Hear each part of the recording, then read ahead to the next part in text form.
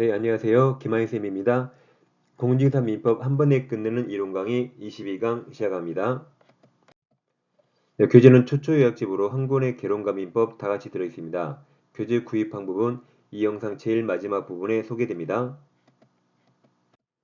네, 지난 시간에 이어서 법정지상권 공부합니다. 지난 시간에 1번 366조 하셨죠?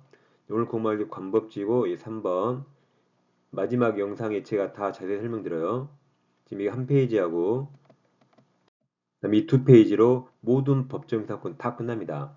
자, 다 마지막에 다시 한번 설명드리겠습니다. 일단 패스합니다. 일단 두 페이지면 다 끝난다. 이걸 먼저 말씀드립니다. 자, 이제 법정 사건은 토지 건물이 동일인 소유자가 어떤 사유로 소유자가 상이하게 달라졌을 때 부당한 철거를 막기 위해서 법에서 인정한 게 법정 사건인데 소유자가 달라진 사유에 대해서 이제 전세권에서 305조 법정이상권이 있고 저당권 편에서 366조 법정이상권이 있어요. 저당권은 저당물이 경매되는 의무경매일 때 366조가 문제가 됩니다. 그리고 가등기 담보법, 중개사법 시간에 임목에 관한 법률이 있습니다. 법이 네 가지인데 이 법으로 해결 못할 때 우리 판례가 관습법으로 법정지상권 인정합니다. 이걸 제가 관법지라는데 이건 법이 없는 사유죠. 매매 같은 건 여기 법이 없어요. 증여도 여기 법이 없고 공매도 없고 강제경매도 이 법이 없습니다. 366조는 저당물 경매인 의무경매고 강제경매는 법이 없습니다. 이렇게 법이 없는 사유로 부당한 철거를 막아야 할 때 우리 판례가 관법지 인정하는데 두 가지는 따로 올 겁니다. 환지로 환매는 관법지 발생하지 않습니다.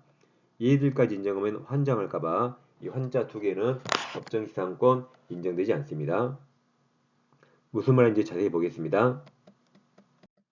예, 교재는 226페이지입니다. 오늘 공부할 관법지는 처분 당시 기본 전제가 동일인 소유죠. 처분 당시 건물이 있어 보는 겁니다.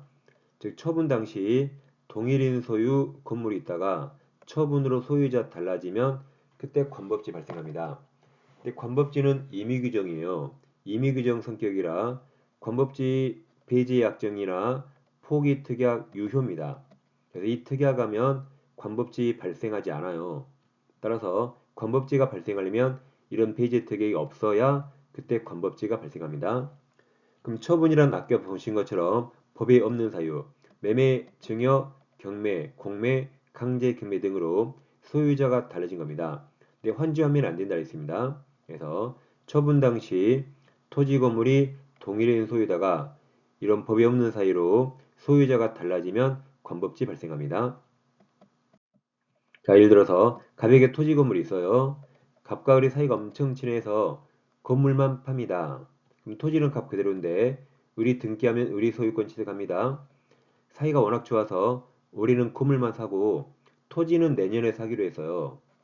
그래서 갑과 을은 건물 매매 계약만 체결했습니다.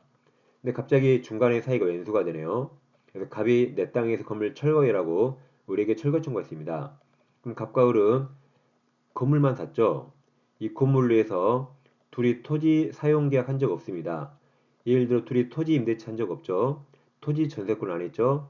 약정 전세권, 약정 지상권 이런 거 안 했거든요. 그래서 일거물은 철거당할 운명이 놓이는데 여기서 일거물이 철거되면 누가 봐도 부당합니다.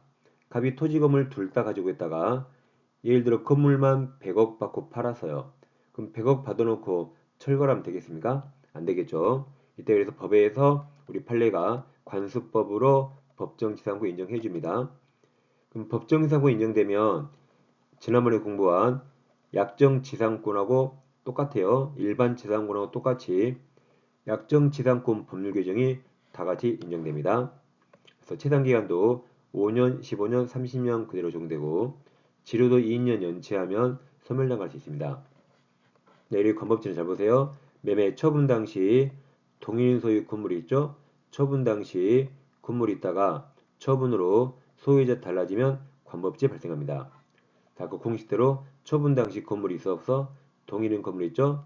처분으로 소유자 달라지면 관법지 발생하는데 단 예외적으로 이번엔 갑과 을이 건물 매매 계약하면서 이 건물을 위해서 아래 토지, 대지, 토지 임대차에 있다고 가정해 보세요. 그러면 이 두 가지 하면 이 건물은 갑토지 사용권이 임차권으로 생겼네요. 이때는 건물이 철거될 수가 없죠. 그러니까 관법지를 포기한 것으로 봅니다. 그러니까 굳이 법에서 인정할 필요 없죠. 건물이 철거 안 되는 겁니다. 이렇게 폐지 혜택이 있으면 성립하지 않아요. 이런 폐지 혜택이 없을 때 성립하는 임의규정 성격입니다. 두 번째, 갑에게 토지 건물이 있는데 이번엔 토지만 팝니다. 자, 그럼 을이 등기하면 소유권 취득하는데 을은 건물이 있는데 토지만 샀죠. 그러면 건물이 있으니까 토지만 사면 싸게 샀겠죠? 건물 때문에 토지를 싸게 사놓고 건물 철거를 하면 되겠습니까? 말이 안 되죠. 이때도 매매는 법에 없는 사유이기 때문에 판례가 관법지 인정해 줍니다. 철거를 막아준 거죠. 또 공식대로 처분 당시 건물이 있어 없어 동일인 건물이 있죠. 처분으로 소유자 달라지면 관법지 발생합니다. 여기도 자 만약에 갑과 을이 토지 매매하면서 갑이 내 아까운 건물 철거 약정까지 했다 해보세요. 그럼 건물 철거하면서 토지 매매했기 때문에 을은 나대지로 산 거네요. 그럼 이제는 을은 토지 비싸게 샀겠죠. 비싸게 샀으니까 당연히 건물 철거해야 됩니다. 그래서 법에서 도와주면 안 됩니다. 일단은 철거해야 되기 때문에 관법지 성립하지 않습니다. 이처럼 관법지는 임의규정 성격이라 이 파란색처럼 폐지 약정이 있으면 성립하지 않아요. 없을 때 성립하는 임의규정 성격입니다. 그래서 처분 당시 건물이 있어 기억하세요. 근데 환지를 환매 안 된다 그랬죠. 앞에 관수법상이 중요한 거 아니에요. 그냥 법정이상권이 성립하는가 하지 않는가 그냥 그거 보면 됩니다. 앞에 꼭 관수법인가 뭐 361조 그게 중요한 거 아닙니다. 그냥 법정이상권이 성립하는가 하지 않는가 이것이 중요하니까 앞에 말은 굳이 신경 안 써도 됩니다. 여기 토지가 S라인 토지가 있어요. 왼쪽이 갑토지고 오른쪽이 을토지인데 을토지에 을건물이 있습니다. 그러면 이제 을토지에 을건물 있죠? 이제 토지가 삐뚤어져서 토지 구획 사업 등으로 토지를 쪽에 헌집, 환비가 발생해요. 그래서 이쪽 토지 을토지였는데 갑 줘버리고 이쪽 토지 갑토지였는데 을 주는 겁니다. 그럼 헌지가 발생하면 이쪽 토지 원래 을토지가 갑토지로 바뀌었죠? 근데 건물은 을건물 남아있네요. 갑이 철거 청구했죠? 갑이 철거 청구하니까 을이 한마디 했어요. 야, 갑, 너 관법제가 뭔지 알아? 이 처분 당시 동일인 소유다가 처분으로 소유자 바뀌었으니까 나는 관법지 취득해서 철거 못해 그랬죠. 근데 이때는 성립하지 않죠. 자, 이 토지를 갑에게 주려면 건물이 없는 깨끗한 토지를 줘야겠죠. 마찬가지 이 토지도 을 주려면 건물이 없는 토지 줘야겠죠. 당연히 철거해야 됩니다. 철거해야 돼요. 물론 을은 현금으로 보상받아요. 을은 건물 시가로 보상받으니까 아무 손이 없습니다. 그래서 환지 일어나면 갑에게 나대지로 줘야 되니까 성립하죠. 철거되는 겁니다. 자, 환매도 성립하지 않아요. 갑에게 토지가 있는데 나대지가 있어요. 을에게 3억을 빌립니다. 근데 채권자 을이 그랬죠. 야, 갑, 나에게 3억 빌리려면 그러지 말고 그 토지 3억에 팔아. 나에게 등기 넘겨. 그리고 네가 3억을 갚으면 토지를 다시 사가는 거야. 환매 특약을 해요. 환매 다시 사가기로 택하고 내가 기분 좋아 환매 등기가 해줄게. 그럼 갑권리가 공시가 됩니다. 그럼 나대지 소유권이 일단 을에게 넘어왔죠? 나대지 소유권 을에게 넘어왔어요. 그럼 을은 소유권을 확정적 취득했나요? 아니면 갑에게 다시 돌려줄 게 예정돼 있나요? 을은 아직 확정 취득 못했고 갑에게 다시 돌려줘야 될지 모릅니다. 그러니까 금을 주면 안 되는데 우리 딱 금을 줬죠. 근데 갑이 3억을 갚으면서 내 땅 내놔라고 환매권 행사하며 토지 소유자가 갑으로 바뀝니다. 근데 지상에 을건물이 있네요. 철거에 그랬죠. 우리 그랬죠? 야, 갑, 너 관법지가 뭔지 알아? 처분 당시 건물이 있어 없어? 동일인 건물이 있다가 처분으로 소유자 바뀌었으니까 난 관법지 취득에서 철거 못해 그랬죠. 근데 이때도 성립하지 않습니다. 자, 갑에게 나대지가 있다가 을에게 나대지로 왔죠. 그럼 다시 갈 때도 나대지로 가야겠죠. 성립하지 않아요. 철거해야 됩니다. 그래서 환매 현지에 나오면 성립하지 않는다. 다 환자죠? 이것까지 인정하면 환장합니다. 그래서 여러분 교재 양가로 3번입니다. 자, 226페이지죠? 226페이지 중간에 1번 의 보세요. 동일인소에 속하였던 토지와 건물 중 어느 한쪽이 매매 등으로 아까 법에 없는 사유 매매 등으로 그 소유자가 각각 달라진 경우 그 다음 말 가로 쳐보세요. 가로 그 건물을 철거한다는 특약이 없는 이상 가로 건물 철거 특약 유효죠? 이 특약이 없는 이상 건물 소유자가 당연히 취득가 되는 재산권을 관법지라고 부릅니다. 판례가 인정하는 관습법상 물권입니다. 자, 2번 성립요건. 1번 토지 건물이 처분 당시만 동일인 소유면 됩니다. 그럼 처분 당시 동일인 소유라면 미등기나 무효가도 철거가 맞겠기 때문에 다 법정이상권 성립합니다. 이번 토지 건물 중 어느 하나가 매매 기타 원인으로 소유자가 달라지는데 아까 법이 없는 원인 매매 증여 강제기매 등입니다. 3번 폐지 특약 유효이기 때문에 당사자 사이에 건물 철거 특약 등이 없어야 돼요. 그래서 기억 아까 했죠? 건물 철거 특약하면 인정될 여지가 없다. 니은 대지가나 아까 임대차 했죠? 건물이 토지 사용권이 생겼기 때문에 관법제 포기한 거라 굳이 인정할 필요 없다 그랬죠? 이게 폐지 특약 유효했던 겁니다. 그다음에 이 제목을 꼭 외우셔야 돼요. 제목. 자, 제목 기대하시라. 자, 갑에게 토지가 있는데 토지는 등기가 돼 있고 건물도 있는데 건물은 미등기입니다. 근데 보통 우리가 토지 건물을 산다면 보통 둘 중에 하나만 삽니까? 아니면 보통 둘 다 삽니까? 보통 안 사거나 산다면 보통 둘 다 사겠죠. 산 사람이 양수했어요. 함께. 토지 건물을 함께 양수했다. 양수가 매도 매수죠. 같은 말 함께 매수했다. 그럼 갑은 함께 매도 양도했죠. 다 같은 말이네요. 한 사람에게 다 팔았어요. 토지 건물. 한 사람이 토지 건물 다 샀습니다. 다 같은 말입니다. 이게 다 매매니까 매매는 매수인이 등기하지 않으면 절대 소유권 취득 못하죠. 이건 등기가 있으니까 우리 토지는 등기했어요. 근데 건물은 미등기라서 우리 등기 안 했습니다. 그럼 매매이기 때문에 등기 안 하면 절대 소유권 취득 못합니다. 토지 소유권은 우리 취득했고 을은 아직 건물 소유권은 취득 못했습니다. 여기 지금 사람이 갑과 을 두 명이죠. 갑과 을을 위해서 법정지상권 인정할 필요 있는가? 앞에 관습상은 신경 쓰지 말아 있어요. 자, 그럼 을을 위해서 법정지상권 인정할 필요 있나요? 을 내가 내 건물 철거하지 않겠죠? 그러니까 을을 위해서 인정할 필요 없습니다. 그럼 갑을 위해 인정할 필요 있나요? 갑은 돈 다 받았죠. 우리에게 돈 다 받았으니까 이제는 갑이 이 건물을 이용할 필요가 없죠? 그러니까 갑의 건물을 이용하지 않으니까 갑을 위해서도 인정할 필요 없습니다. 결국 둘 다를 위해서 굳이 법에서 지상권 인정할 필요 없습니다. 자, 그 다음 이 그림 밑으로 그대로 나와요. 그대로 나왔죠? 건물이 미등기라 토지에만 저당권이 들어왔습니다. 근데 저당권자가 돈을 못 받아서 저당물 토지 경매에서 병이 경납받아서요.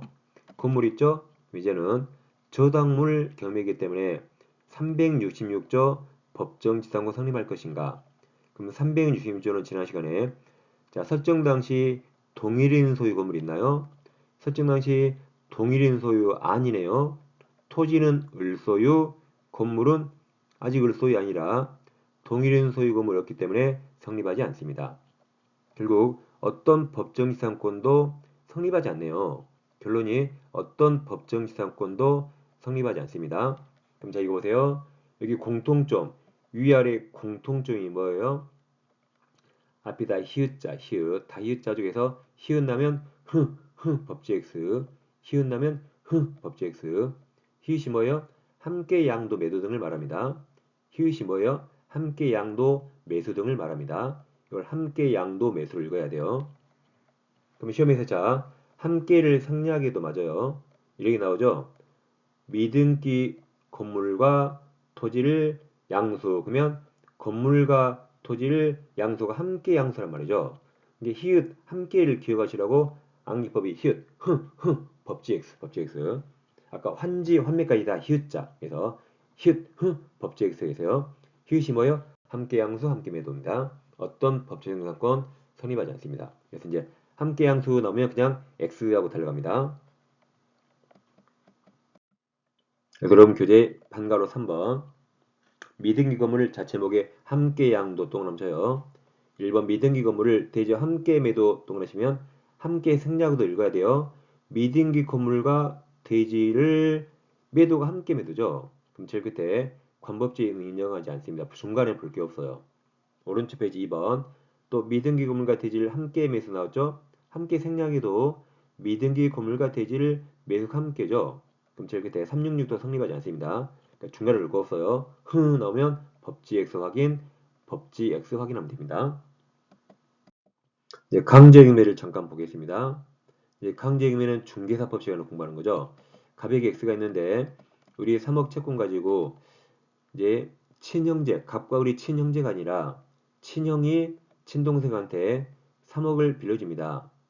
동생이라 동생 부동산에 저당권 취득하지 않고 그냥 믿고 빌려줬죠. 이게 이제 불이행의 시작이죠. 근데 갑이 돈을 안 갚아요. 돈을 안 갚으면 을은 이혼당하게 생겼네요. 을이 시동생한테 돈 빌려줘. 이혼당하게 생겼습니다. 그럼 을은 이혼 안 당하려면 동생 부동산 경매에서 3억을 회수해야 돼요. 근데 을은 X부동산에 저당권이 없잖아요. 그럼 을은 이 부동산을 경매 청구하려면 3억 채권이 있다는 객관적인 증거를 확보해야 돼요. 지금 3억 채권이 있다는 건 지구상에 딱 한 명만 알아요.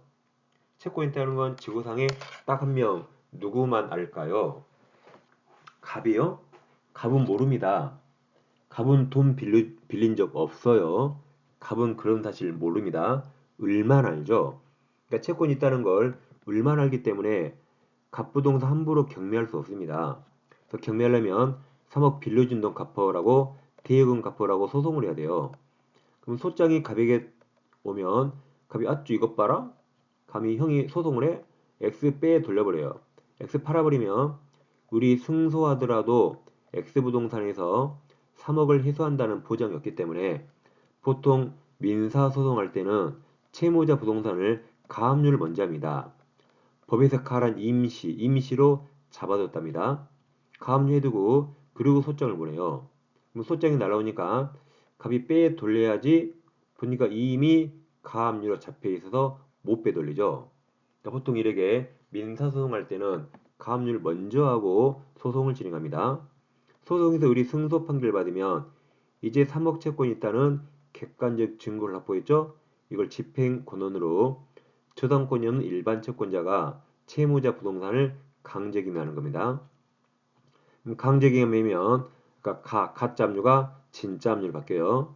진짜 압류를 그냥 압류 또는 본압류라고 말합니다.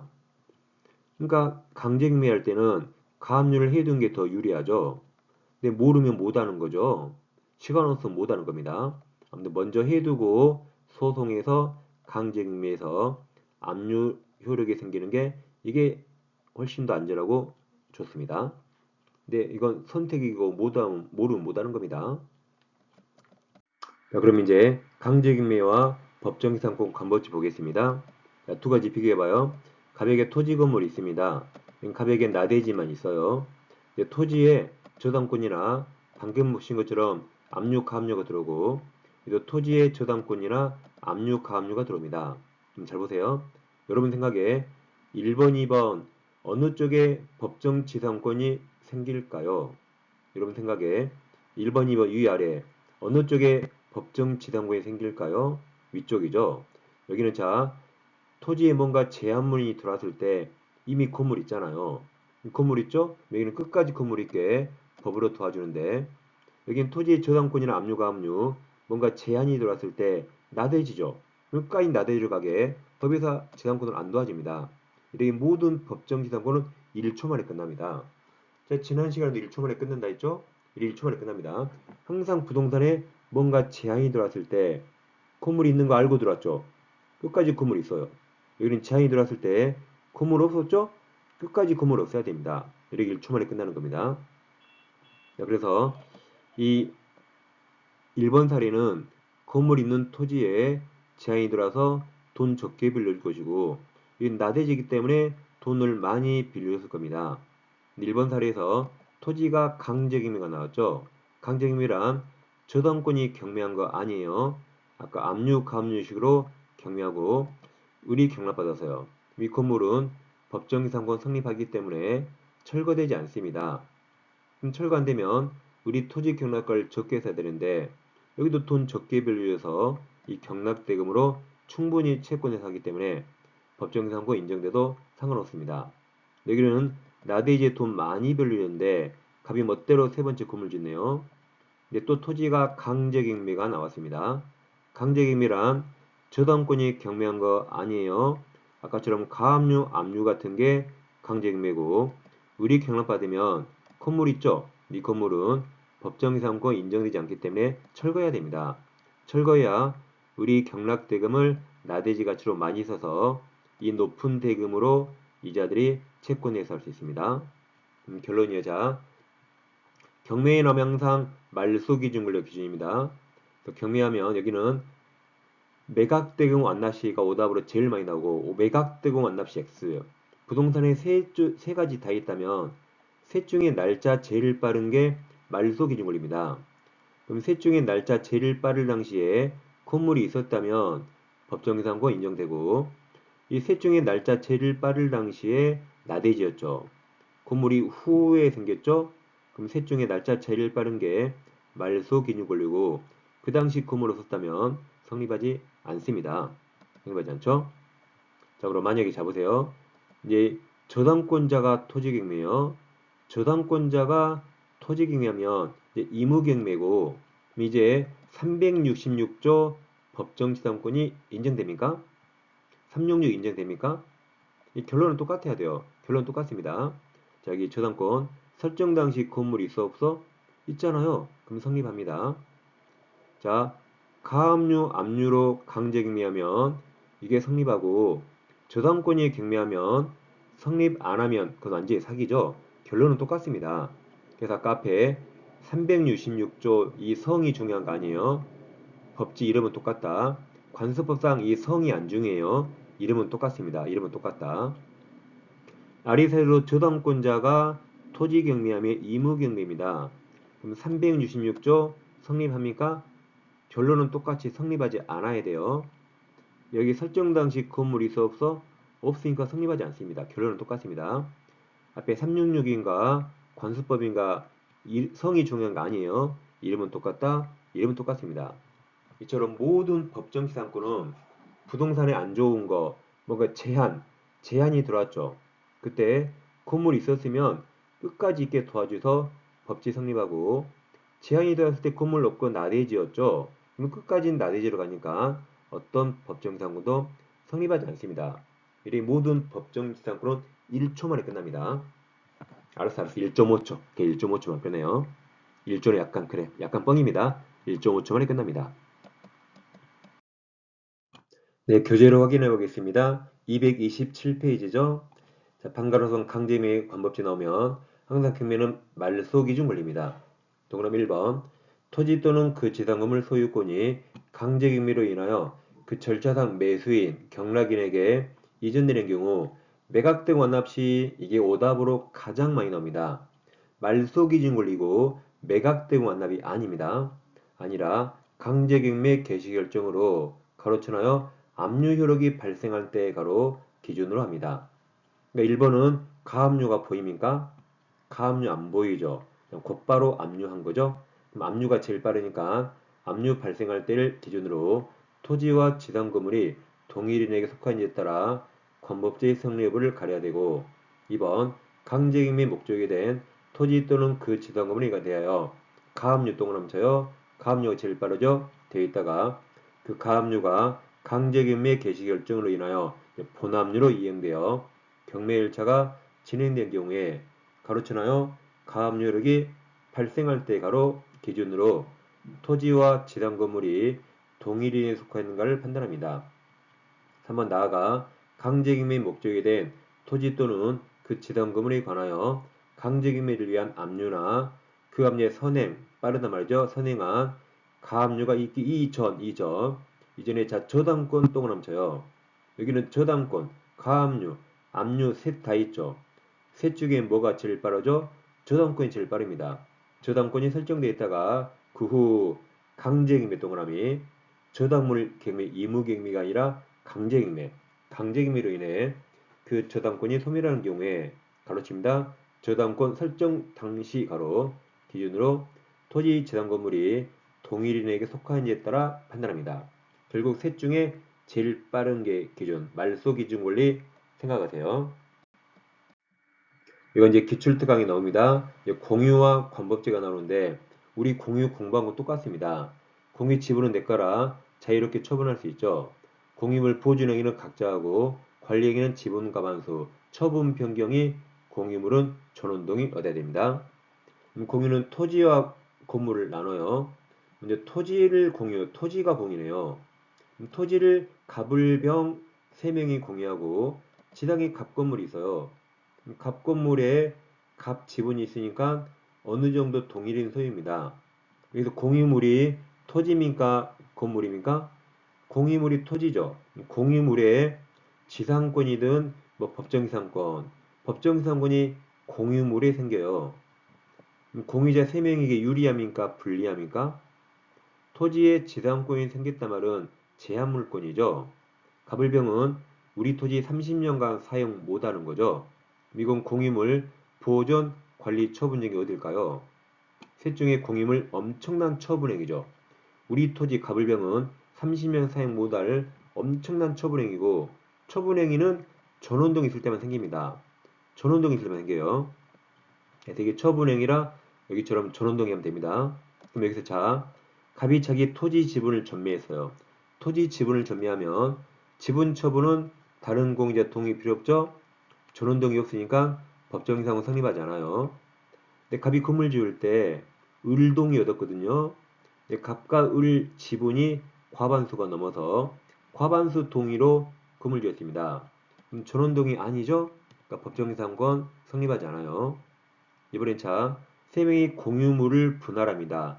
공유지, 공유토지, 공유지를 분할해요. 공유물 분할은 언제나 전원 참여했단 말이죠. 여기만 전원 동의가 있네요. 이때만 법정이상권이 성립합니다. 토지 공유 판례 딱 3가지예요. 전원 동의 찾아요. 전원 동의. 여기 공유지 분할만 전원 동의라 이때만 생기고 2개는 전원 동의였기 때문에 생기지 않습니다. 지금까지 토지 공유였고 건물, 건물은 완전히 달라요. 갑토지 외에 건물, 갑을이 건물을 공유합니다. 이제는 공유물이 건물입니까? 토지입니까? 건물이죠. 그럼 그 건물을 위해서 법정지상권이 생겨보세요. 그럼 갑을 둘 다 유리하네요. 건물을 위한 토지 사용권이 생기기 때문에 둘 다 유리합니다. 누구에게 불리하지 않죠? 그럼 언제나 성립한다, 언제나 성립한다 하면 돼요. 다시 토지 공유는 갑을병의 공유물이 토지죠.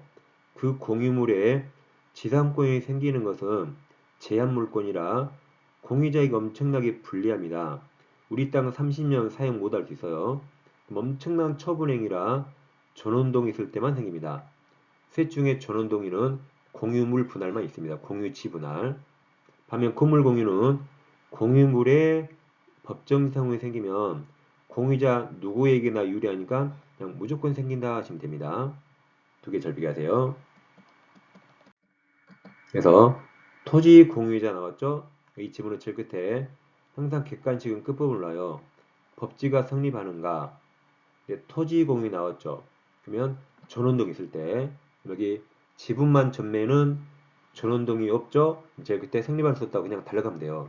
중간에 볼 필요 없습니다. 다음 또 법정상권 성립하는가 물어봤죠? 또 토지공이 나왔네요. 과반수 동이고 전원동이 아니죠. 그럼 성립하지 않다 중간에 그었습니다. 공유지 토지를 공유하죠. 근데 법지가 성립하는가?